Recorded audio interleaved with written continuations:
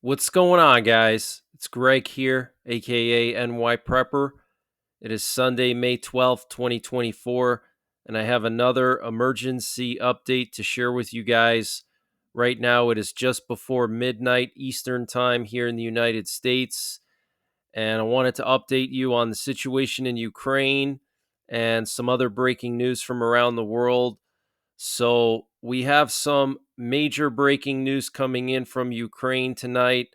So it looks like Russian forces are continuing to advance in the Kharkiv Oblast. And as time goes on, it looks more and more like Russia is planning to go after Kharkiv. So I want to just show you guys on this map here the latest gains that Russia made in the Kharkiv Oblast. But this is very significant. Why? Because Kharkiv is the second most populated city in Ukraine after the capital, Kiev. Okay, so Kharkiv is a major city in Ukraine. And if Russia tries to take Kharkiv, it's going to be a massive escalation because the Ukrainians are going to fight tooth and nail to prevent that from happening.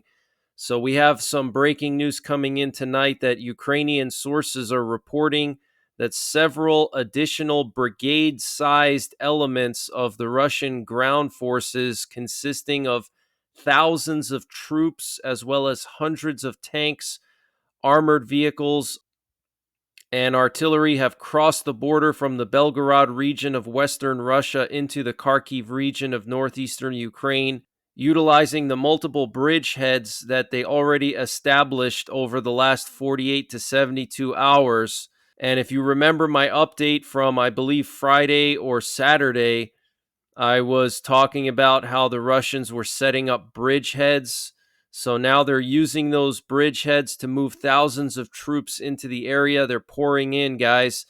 Heavy fighting is taking place near the city of Vovchansk to the east, as well as the village of Hlaiboke, with Ukrainian defenders being forced to withdraw from several towns near the Travinske Reservoir, which is less than 12 miles from the outskirts of Kharkiv city. Okay, so here we have Kharkiv, and then you see these red shaded areas here are the areas that Russia now controls. They have already taken Morokovets. Now, in my last update, when I showed you guys this map, they didn't have Morokovets. Well, now they have it, okay? And now they're advancing to Khliboki, and apparently they're advancing now towards Lipsy and Borchova. So this highway here goes straight towards Kharkiv, guys. Okay, so they're going right into Kharkiv. They also made gains over here, and Russian forces are continuing to advance near Krasne, Morokovetsk, Olinkove, Lukyansky, and Lipsky direction. Heavy fighting is ongoing in Vovchansk, according to a Ukrainian military officer. So here's Vovchansk. If Russia takes this city, that's going to be huge because then they can funnel troops down here. And so this is very, very concerning. So there's now fighting going on over here in Lipsy, even, okay, which is not that far from Kharkiv, okay? So let me just show you guys how quickly the Russians have advanced here. So this is today. Here's yesterday. So just since yesterday, look at the difference, okay? Today, yesterday, today, yesterday, and then here's Friday, and then here's Thursday. So Thursday is when it all started. Here's Friday, here's Saturday, and then here's today, Sunday. Okay, so they're gaining quickly, and there were a series of explosions heard in the downtown area of Kharkiv. So it looks like Russia has already started shelling Kharkiv, and the Ukrainian General Staff recognized the operational situation in the Kharkiv direction as difficult and noted that Russia has tactical successes. And South Korea says North Korea has shipped around 6,700 containers to Russia since a summit between their leaders in September, which is enough to accommodate approximately 3 million rounds of artillery shells. Okay, so millions of rounds of artillery shells.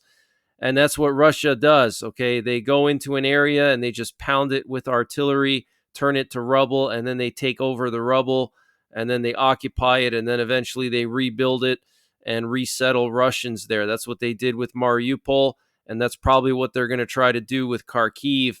So this could turn out to be a modern day Stalingrad, okay? Because Ukraine is not going to allow Russia to take their second most populated city. So get prepared, guys. And also, we have the situation in the Middle East with Israel preparing to go into Rafah, okay? And we had a major shakeup in the Russian government today. The Russian Defense Minister Sergei Shoigu will be replaced and become the new chairman of the Russian Security Council, replacing Nikolai Patrushev, the former KGB director and current chairman of the Russian Security Council. Patrushev was dismissed by presidential decree, so he was dismissed directly by Putin, and now Patrushev is going to go on to another unknown position. The new defense minister of Russia will be Andriy Belousov. And this update was sponsored by Patriot Supply. Guys, Patriot Supply is doing a discount on their 1-month emergency food supply. And to get the deal, you got to go to preparewithnYprepper.com, and the link is in the description below this video. This is a 1-month freeze-dried food supply. It has a 25-year shelf life. Normal price is $237. They've dropped it down to $177. So that's a savings of $60. And it's all packed within 2 rugged, water-resistant buckets. Free shipping is included. $177 for 1 month of food. Where are you going to find a deal like that? They also have a general store, and they're always running discounts in their general store on various prepping and survival items. They have everything from MREs, potassium iodide, to survival seeds. And to get to their general store, you got to click on the Patriot Supply logo at the top of the page when you get to preparewithnYprepper.com. And you'll see when you get there, they have everything you can imagine. So use the link preparewithnYprepper.com to get $60 off the Patriot Supply 1-month emergency food supply. That's $180 for 1 month of food, free shipping included. The link is in the description below this video. And also check out their general store. They have everything you can imagine prepping and survival related, and they're always running various discounts there. So this seems to be like a promotion for Shoigu and possibly also for Patrushev, but also, this is a way for the Russian military and for Putin to solidify their grip on power in Russia by appointing the defense minister to the head of the National Security Council. Okay, that's huge. And that's a sign that Russia is planning to further expand their military operations around the world. Okay, and I think they're going to go into the Baltics this year, potentially. But when you appoint the defense minister of your country to become the head of the National Security Council of your country, okay, that's a sign that your country is moving more in the direction of war, okay? Okay, think about it. You're basically promoting the head of your military to the head of the National Security Council, which decides critical national security responses and actions. Okay, so it's a sign that Putin is planning to double down on his military operations in the coming years. And what's also interesting is that Nikolai Patrushev is part of Putin's inner circle, and him going to an unknown position is very interesting. Maybe he's going to be occupying some kind of highly secretive position, or maybe he's going to run a shadow government agency in Russia. Okay, Patrushev is an intelligence guy, so it makes sense that he would be removed from his role as the head of Russia's National Security Council and maybe go back into something intelligence related. Okay, but this is very, very serious, guys. And the new defense minister, Andrei Belousov, is an economist by profession and was Putin's personal economic advisor for many years. He was also the first deputy prime minister in the previous government of Mikhail Mishustin and served as prime minister for some time. Officially, the Kremlin said he was appointed because they want new ideas and innovations back into the Ministry of Defense. Maybe the Russian Ministry of Defense is having financial issues and they wanted to bring someone in with an economic background who could manage everything from a financial perspective so the Russian military doesn't go bankrupt with all these military operations they're doing. So this is huge news, guys. Big shakeup in the Russian military. Now, remember this symbol that I shared with you guys on this Russian truck? And I was asking you guys what this symbol means. Well, it looks like this is the rune of Gungnir, which represents Odin's spear. And apparently, Odin's spear is unbreakable and represents Odin's power and authority. Okay, so this is some type of Viking symbol. Okay, it's a pagan symbol, and Russia is using this now as their marking on their vehicles so they don't get into friendly fire incidents.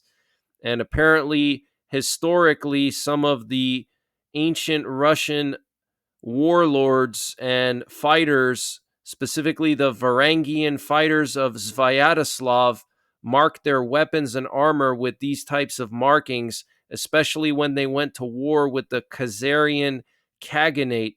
Okay, so this is kind of like a throwback to Russia's war against the Khazarians.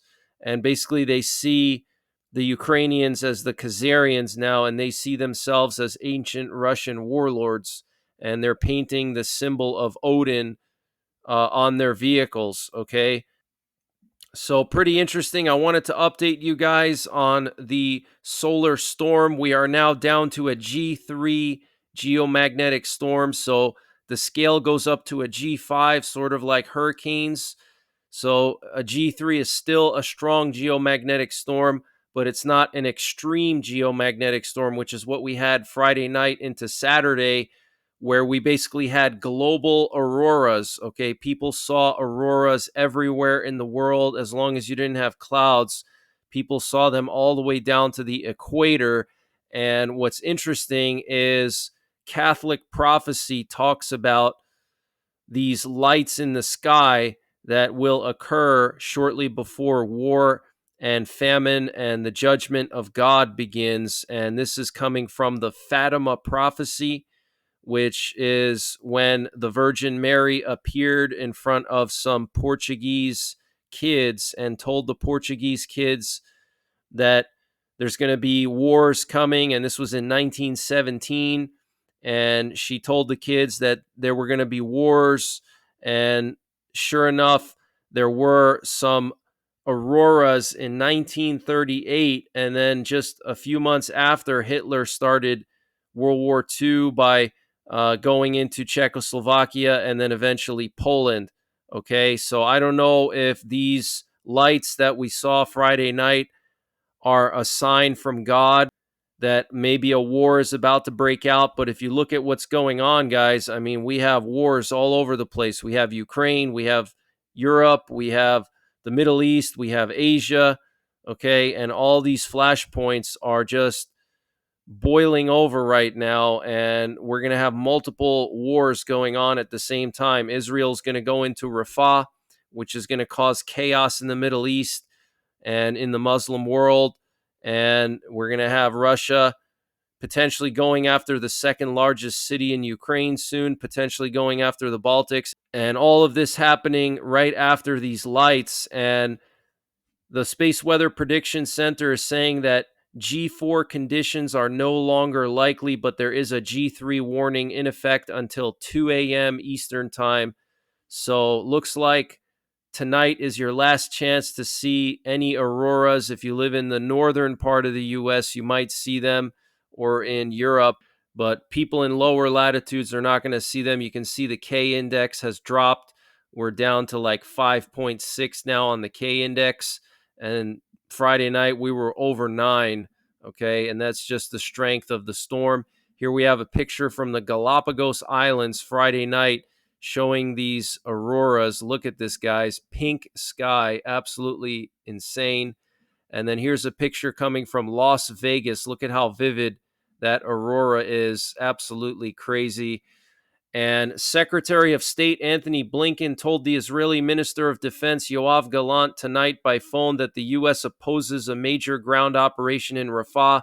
He underscored the urgent need to protect civilians and aid workers in Gaza and urged Gallant to ensure assistance can move into Gaza.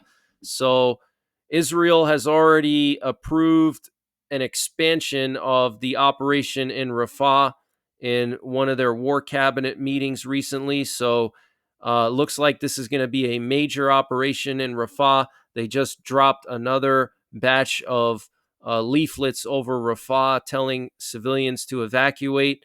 So this is going to be a major operation, guys. Okay, Netanyahu said himself multiple times he's not going to stop until they eliminate all of Hamas. Okay, so it's not going to stop. It's going to happen. And be prepared, guys, because I think the Muslim world is going to go crazy when this happens. Potentially, Egypt could move equipment into the Sinai.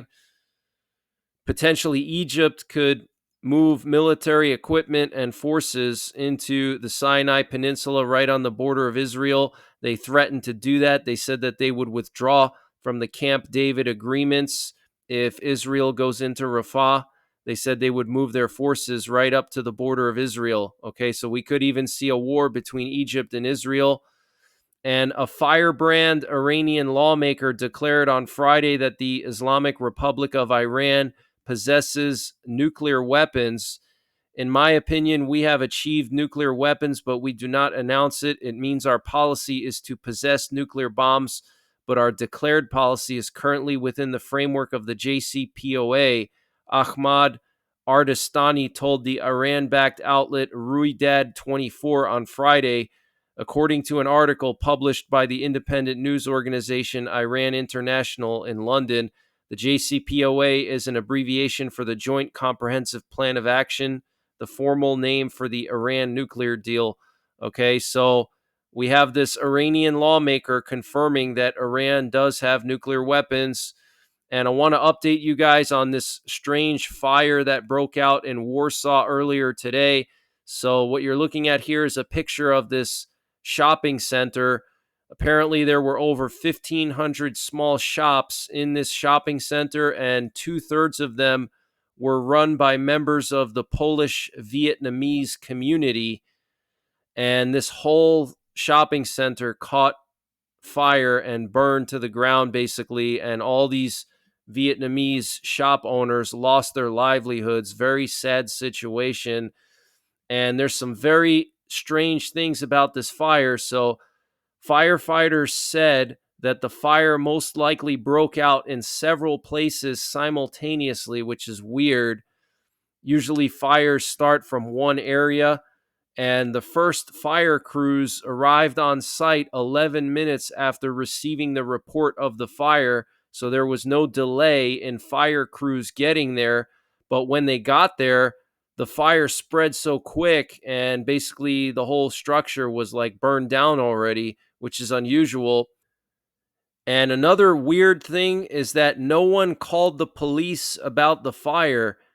According to the Polish state fire marshal, he said that the fire was spreading so quickly and that it was an unusual situation. He said, "We don't know yet what caused the fire. This will be determined by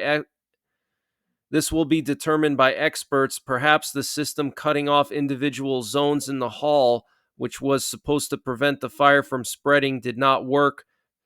Adding that before the fire brigade was alerted, no one called the emergency number. Okay, so isn't that weird? Okay, so very strange situation here. Let me just show you the devastation here. Look at this. Okay, this is what it looked like before, and now it just totally burned to the ground. I mean, it's just very suspicious to me that something like this would happen so quickly. And here's a video showing this massive fire, just absolutely insane.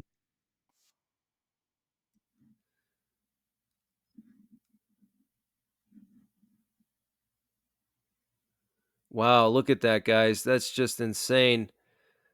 I mean, look at the sky. It's just I mean, look at the smoke there. It's like a volcanic eruption or something. It just looks ridiculous. Look at that. So, very serious situation there in Warsaw.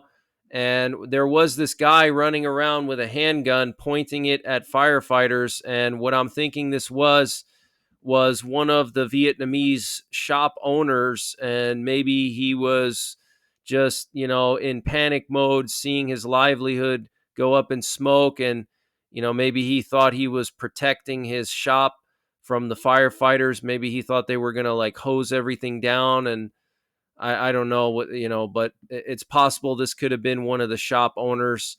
And we do have more protests going on tonight in the Republic of Georgia against the pro-Russian government there. So things did get really intense about a week ago. There were some very violent clashes between Georgian protesters and the security services. So we'll have to wait and see if that happens again, and potentially if there's not some kind of color revolution here. And the Russian ambassador to Mozambique was found dead in his residence in Maputo. Apparently, the Russian consulate told the Mozambique police not to do an autopsy. So obviously, they probably assassinated him for whatever reason. But that's the latest breaking news that I have. I will be back tomorrow with more breaking news. So make sure you're subscribed. Hit the bell icon down below so you get notified when I post these updates. Also, consider subscribing to my Telegram channel. I post all these updates on my Telegram. So you'll never miss an update if you go to my Telegram, because they're all right there. I know a lot of people have difficulty finding my channel sometimes. So check my Telegram, t.me/NYPrepper1. And occasionally I will share some exclusive content there that I can't share here. So until tomorrow, take care, God bless, and don't forget the 3 Ps: prepare, practice, and persevere.